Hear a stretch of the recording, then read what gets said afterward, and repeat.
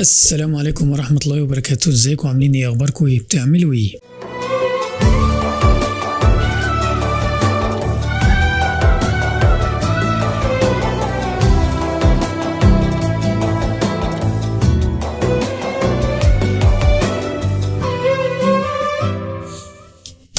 تجربتي بودكاست. تقريبا كل واحد قاعد فاضي كده وعنده كاميرا ومايك اليومين دول يوم يعمل ايه؟ بودكاست، ويطلع يقعد يتكلم شويه كلام مع الناس يعني. المهم انا كنت بنزل فيديوهات بتاعت الفقره الصباحيه السمريه الجديده وانا في العربيه، وبعد كده حد قال لي طب ما تسجلها في البيت، وهو التسجيل يبقى الصوره مظبوطه والكلام يبقى مترتب ومش عارف ايه وكلام من ده يعني. حد ايه كان اثنى يعني على طريقتي في السرد بتاعت الحكايات وكده، فقلت له والله الموضوع بيجي الصبح وانا بفكر يعني، شفت موقف، شفت بوست اتكلمت عنه وبتاع، فقال لي خلاص يعني بكتب شويه حاجات كده ممكن تتكلم عنها، واحسن حاجه ممكن تتكلم عنها هي موضوع تجربتك في الحياه هنا في السعوديه وكده. فالمهم قلت له والله فكره حلوه يعني ممكن. فالمشكله ان انا مش هقدر الم موضوع معين في حلقه واحده يعني. هي القصه كلها هيكون كاجوال كده، دردشه زي ما انتم شايفين وانا قاعد وهتكلم وبتاع. والبتاع دي ليه بعيده شويه كده، اقرب اللي شايفيني كده، بس انا قطعت الكاب. الفريق ده انا كنت قعدت معاه 2 أو 3 سنين بتاع البايكس، فحصل ظروف كده وسبتهم يعني. وهي نفس الظروف اللي مخلياني ما بعرفش انزل اصور وبتاع. الوقت عندي مضغوط جدا ما بين الشغل وما بين المذاكره ومش عارف ايه وبتاع. مش عايز اشغل دماغكم يعني بحاجات كتيره لكن انا بعمل حاجات كتيره في حياتي غير ان انا بصور يعني. ممكن اذاكر، ممكن اعمل حلقات على كلاب هاوس، واعمل حلقات على قناه تانية عندي، في قناه تانية تعليميه اللي محدش يعرف انا عندي قناه تعليميه غير القناه الترفيهيه. وحتى قناه الترفيهيه اللي هي بتاعت السياحه والحاجات ديت برضو ما كنتش عايز اشغلها بفيديوهات تانية مختلفه. لكن في حد قال لي لا عادي، انت ممكن تنزل تجربتك عن الحياه في السعوديه او حاجات ممكن تنصح بيها الناس في السعوديه، وبرضو تكون انت ما خرجتش بره الموضوع يعني. فالمهم انا كتبت كام نقطه كده ممكن نتكلم فيهم يعني، وهنقول يعني من غير مقدمه مثلا دلوقتي، او من غير مثلا اي حاجه كده بتتكلم عن البودكاست. هو هيكون عن تجربه، نسميه عن تجربه، لانه الحاجات دي اما عن تجربه حصلت معايا او حصلت مع حد قريب مني شفته يعني، والنتيجه كانت كذا.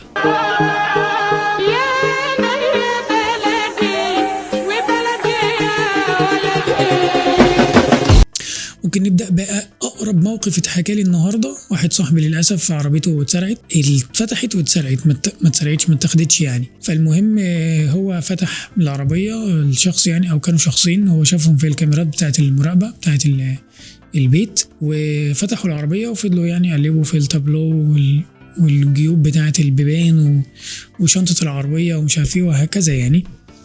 فالمهم في الأسف هم ما كانوش باينين في الكاميرات يعني، هم كانوا شخصين يعني، بس يعني بني ادمين يعني، فاهم؟ لكن هم وشوشهم يعني ما كانتش باينه بني ادمين، اكيد بني ادمين. هم كانوا شخصين لكن وشوشهم ما كانتش باينه في الكاميرا. ليه؟ لان اعمده الاناره او عمدان النور اللي كانت في الشارع كانت مطفيه. في 3 اعمده في الشارع اللمبات بتاعتهم بايظه. فهو عمل ايه؟ دخل على بلدي 940. هنا بقى التجربه. لو انت هتسمع الفيديو ده لازم تسمع حته لان هو هيبقى مشكل كده. عارف انت لما تخش تقول له عايز مشكل طعميه، هو هيبقى مشكل برضه يعني. لازم تسمع الفيديو لان هو مش هيكون يعني ليه دعوه ببعض. لكن ممكن ابقى اعمله شابترز كده في اليوتيوب، بيدي لك ان هو التايم لاين تحت بيبقى شابتر. الشابتر الاولاني هتكلم عن كذا، الشابتر الثاني ده لو عرفت يعني اقسمها يعني. فالمهم هو نزل بلدي تقريبا او اتصل ببلدي اللي هم 940 وقال لهم حصل مشكله عندي، عربيتي اتسرقت وللاسف ما قدرتش اتعرف على الاشخاص بسبب ان اعمده الاناره بايظه. تمام. اتصل تقريبا العصر او حاجه كده مش فاكر. الساعه 1 بالليل كان الامانه باعتين ناس بيصلحوا الاعمده. موضوع جميل جدا بصراحه.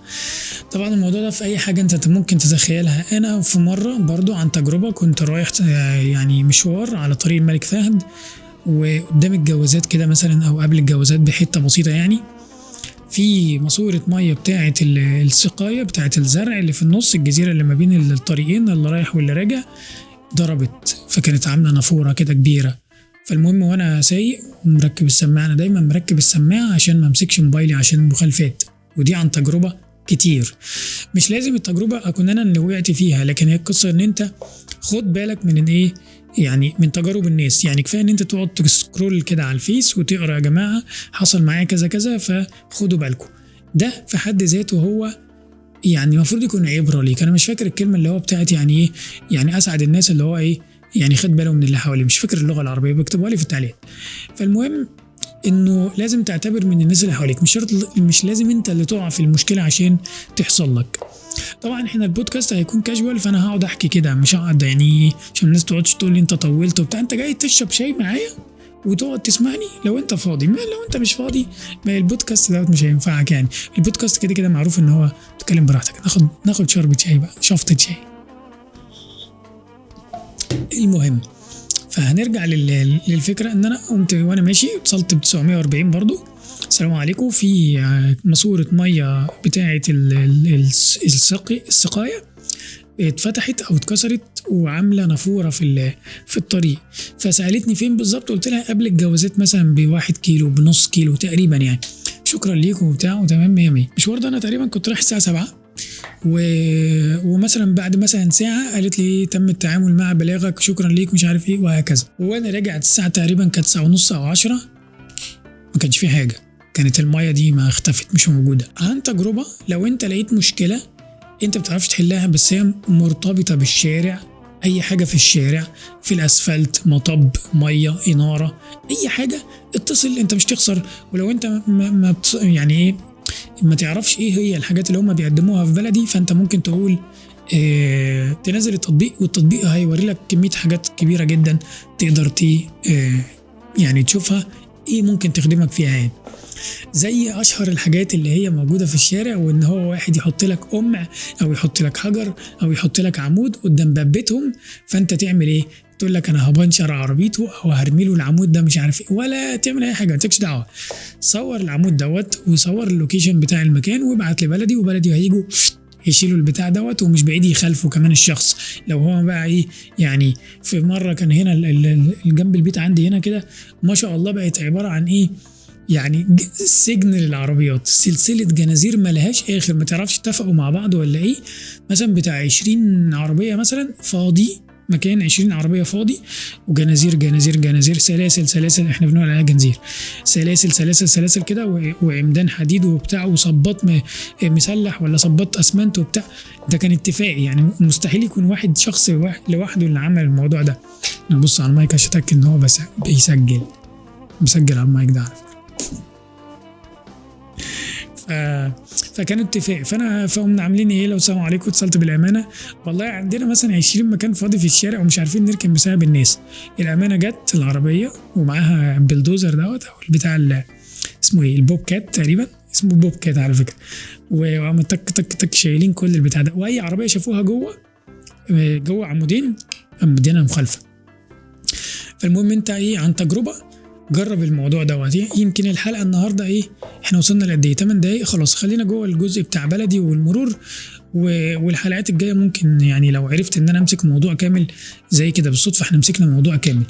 فانت ما تتصرفش اي تصرف متهور عشان ما يعملكش مشكله زي اللي كانت هتحصل لي لو انا سمعت كلام الشخص ده.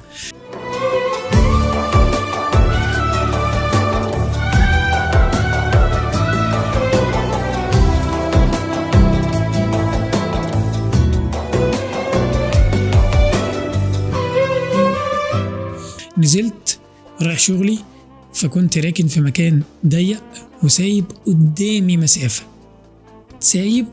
مسافة، للأسف ما كنتش سايب ورايا مسافة، وكانت ورايا ماسورة مية حلوة، مية ايد يعني. فالمهم لو رجعت لورا هكسر الماسورة دي، هتبقى كارثة. لو طلعت قدام في عربية قافلة عليا جدا، وانا ركنت بطريقة ذكية قوي، يعني ركنت قريب قوي من الحيطة، والعربية اللي قدامي ركنت بعيد كده اهو بالظبط. شايفين الفرق ده؟ يعني هو في شيفت كده بيني وبينه. فالعربية اللي ركنت قدامي ركنت بره الحيطة شوية، وانا ركنت جنب الحيطة تماما، يعني كيف اسمه ايه، حريف سواق. فالمهم احاول يمين احاول شمال، العربية مش تطلع، مستحيل تطلع تمام كده. ولو اتحركت الصدام بتاعه مكسور اصلا، فيه كسر، والعربية حديثة. عربيه موديل مثلا 18 19 حاجه كده يعني، لو هيبان فيها اي حاجه تحصل يعني اعمل ايه؟ اتصرف ازاي؟ احاول اجي كده مش نافع، وانا مش عايز احك العربيه ومش عايز اكسر ماسوره الميه. ما لقيتش قدامي حل غير ان انا اتصل ايه ب 911 911. ومؤخرا عن تجربه بقت كل الارقام بتاعه المملكه بقت 911 بقت 911 يعني 940 او 911 او 3 تسعات او 966 او مش عارف كل الارقام اللي هي كانت الدفاع المدني والمرور والشرطه ومش كلهم بقوا 911. بس 940 بلدي اللي هي لسه واخده الاسم بتاع النوستالجيا القديم يعني، وممكن بعد شويه يتحول يعني ويبقى بلدي فقط يعني. اتصلت ب 911 قلت لهم في عربيه واقفه قدامي قافله عليا فانا مش عارف اطلع. فقال لي طب خلاص اوكي ماشي احنا هنتصل بيه ونخليه يجي لك وبتاع. تمام اوكي. بس مثلا بتاع 10 دقايق فمفيش حد نزل ولا جه وبتاع، فعملت بلاغ تاني. السلام عليكم انا اتصلت من شويه في بلاغ متقدم ان انا عربيتي رقم كذا، في عربيه قدامي راكنه رقمها كذا كذا انا مش عارف اطلع منها. طيب اوكي اللي شويه هنتعامل مع البلاغ او نتصل بالشخص احنا اتصلنا بيه وجاري الايه معالجه الموضوع يعني. اتصلوا بالشخص وقالوا له في انت قافل على العربيه وبتاع، فهو ظنا منه قال لهم انا مش قافل على حد لان احنا راكنين احنا الاثنين متوازيين يعني ورا بعض. تمام كده مش متوازيين اسمها ايه مش فاكر. المهم احنا راكنين ورا بعض فهو مش ايه، دايما هو بيقول لك هنا قافل على العربيه دي اللي هو يكون انت راكن كده وهو راكن كده كده بقفل عليه، انما احنا لو راكنين كده ورا بعض مستحيل ان انا اكون قافل عليه. فالمهم ايه فالشخص ما رضيش ينزل. فوانا قاعد ففي شخص نزل شافني واقف فبيقول لي انت واقف كده ليه؟ فانا بقول له مستني العربيه صاحبها يجي عشان يطلعني. المهم برضو عن تجربه سيب رقم تليفونك في عربيتك هنا امان، ما تخافش الموضوع دوت. عن تجربه انا سايب رقم تليفوني في العربيه بقاله مثلا 8 سنين من ساعه ما جيت السعوديه ولقيت ان الموضوع عادي، غير الموضوع في مصر يعني في مشكله في مصر ان انت تسيب رقم تليفونك في العربيه. فعن تجربه سيب رقم تليفونك ما تخافش في التابلو او ورا في الشنطه بحيث ان لو في حاجه زي كده تتصرف تعمل يعني. انا برضو كان في مره كنت نازل طوارئ الساعه 2 بالليل المستشفى ولقيت عربيه قافله عليا فعلا ولقيت سايب رقمه واتصلت بيه السلام عليكم لو سمحت تعالى طلعني عشان خاطر انا رايح المستشفى. فنزل وكان مشكور جدا يعني بصراحه. فالمهم سيب تليفونك ما تخافش، مفيش حاجه تخليك تخاف ان انت تسيب تليفونك في العربيه. فالمهم الشخص ده قال لي مفيش تليفون، قلت له لا مفيش للاسف، لو في كنت زمان اتصلت يعني. فقال لي اطلع دوس يعني اطلع دوس العربيه زقها بعربيتك يعني زق العربيه بعربيتك وهو شادد الهاند بريك. قال لي زحزحها لغايه ما ايه تاخد مسافه وتطلع. فقلت له العربيه اولا جديده، ثانيا صدامه مكسور لوحده، ثالثا حتى لو صدامه سليم وانا زقتها ممكن اكسره له وانا هتحط في مشكله. فعن تجربه ما تعملش كده، اوعى تسمع كلام حد يعني نازل كده ومتضايق. الراجل متضايق لي اكتر مني يعني انت متخيلين. طبعا انا هادي مش عايز اتعصب لان ممكن في لحظه عصبيه اعمل كده اكسر الصدام، البس انا مخالفات السنين بقى للصبح، تتجاوز عن حد وبتاع ومش عارف ايه وهنتصل بنجم مواضيع كتيره جدا فاهم. فبلاش تتعصب في المواقف دي لان كل حاجه معاك محلوله. القانون هنا من الحاجات الجميله جدا والنظام هنا من الحاجات الجميله جدا. فالمهم نرجع لقصتي الحزينه. فاتصلت تالت مره تقريبا فقالوا لي احنا اتصلنا بيه وهو قال ان هو نازل، هو لسه ما جالكش؟ لا ما جاش. طيب معلش لو سمحتوا يعني انا بقالي كتير واقف في الشارع، دخلت في 40 دقيقه واقف وكنت بعمل بلاغ كل 10 او 12 دقيقه، لو برضو بسيب مساحه للشخص جايز ينزل يعني. فالمهم صراحه هم جم في اخر مره قالوا لي طيب هنبعت لك رقم ابعت لنا عليه صوره العربيه والموقف اللي انت واقف فيه وايه مشكلتك وبتاع. فبعتوا لي رقم طلع واتساب بتاع المرور. فالمهم ايه قالوا لي اهلا محمد ايه اخبارك ايه المشكله عندك؟ فقلت لهم المشكله ان العربيه واقفه وبتاع. قال لي صور لي الايه العربيتين وهكذا. فالمهم صورت له فقال لي فين المشكله انتوا واقفين ورا بعض مفيش اي مشكله. فقلت له المشكله ان انا ورايا ماسوره ميه حلوه ممكن اكسرها وقدام العربيه مزنوقه جدا وبتاع. فقال لي خلاص احنا في الطريق ليك وهنتصرف وهنيجي ايه نطلعك وكده وفي دوريه يعني جايه لك في الطريق وبتاع. فالمهم عن تجربه ما تتصرفش اي تصرف ممكن يحطك في مشكله او ضرر كبير طول ما انت القانون معاك والنظام معاك. لو حكم ان انت خلاص نو واي ان انت تطلع، انت بلغت في العربيه وهم ممكن يجوا يخالفوها لو هم لقوا فعلا ان هو كان قافل وكان راكن بطريقه وحشه، انت صحيح هتتعطل عن شغلك او لكن في الاخر ما تتصرفش تصرف ممكن يعمل لك انت مشكله. الحلقه ديت وممكن يكون حلقات تانية، ممكن اعمل بودكاست عن تجربه من شويه الحاجات اللي انا ممكن اقابلها في الحياه هنا، سواء بقى في البيع والشراء وموضوع العربيات والبيع والشراء بتاع العربيات والتامين بتاع العربيات، لان في حاجات مؤخرا يعني حصل فيها مشاكل، والنصب وطرق النصب وموضوع الوظائف وبتاع مش عارف ايه، وحاجات كتير قوي انا ممكن اقول لك عليها كتجربه.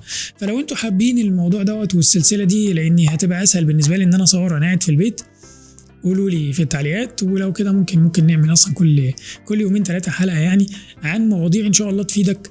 لو انت بتحب تسمع المواضيع دي، مش هجيب لك اي مشاهد من بره وبتاع، وبرده مش هبطل خالص موضوع التصوير بره او الاماكن السياحيه او التراثيه او الغريبه ولا كده، لكن الموضوع مش هيكون، مش هعرف اتحرك زي زمان ان شاء الله، يعني اعرف اتحرك، لكن حتى احنا داخلين على رمضان ان شاء الله، كل سنه وانتم طيبين، فبرضه الحركه في رمضان هتكون اقل، لكن الموضوع دوت هيكون اسهل بالنسبه لي. شكرا لكم، كان معاكم محمد سمير من قناه محمد سمير على اليوتيوب. لو عجبكم البودكاست ما تنساش بقى لايك وشير وسبسكرايب وتعليقات بقى، وقول لي. ولو انت في موضوع معين عايزني اتكلم فيه برضو قول لي في التعليقات، ممكن اكون انا عديت بيه او مريت بالتجربه دي لكن مش في بالي، ممكن اكتبه واعمل لك عنه حلقه ان شاء الله تعجبكم والناس تستفيد بيها. شكرا لكم، سلام.